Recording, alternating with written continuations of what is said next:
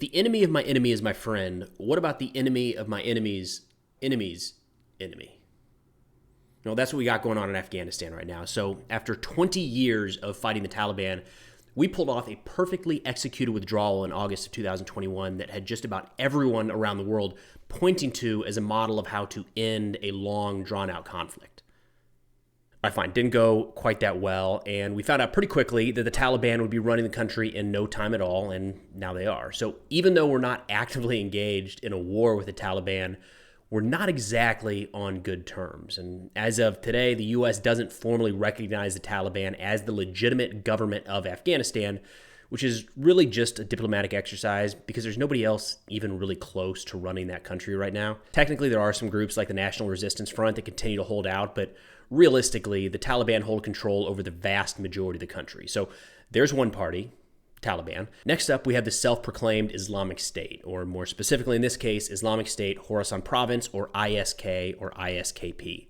That is the offshoot that's focused on South and Central Asia. So most of us in the Western world look at the Taliban's laws that they've laid out in Afghanistan and view them as being incredibly strict.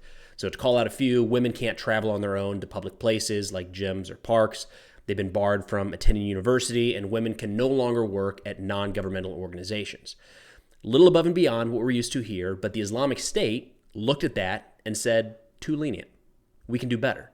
And since really 2014, Islamic State has been recruiting Taliban members into their ranks, proclaiming the important goal is not necessarily an Islamic Emirate of Afghanistan that the Taliban stood up, but the establishment of the Khorasan province as part of the overall Islamic Caliphate. I know all of that kind of sounds like the same, but the differences between the Taliban and Islamic State are severe enough to where the two sides have been fighting each other for coming on 10 years now. And since the U.S. withdrawal, that hasn't really slowed down at all. In fact, in some cases, Islamic State attacks have become more targeted, especially in urban areas like Kabul. Which brings us to our third party in this whole debacle, China. Right when the U.S. began looking for the exit in Afghanistan, talk began that China would want to swoop in and fill the vacuum we left behind.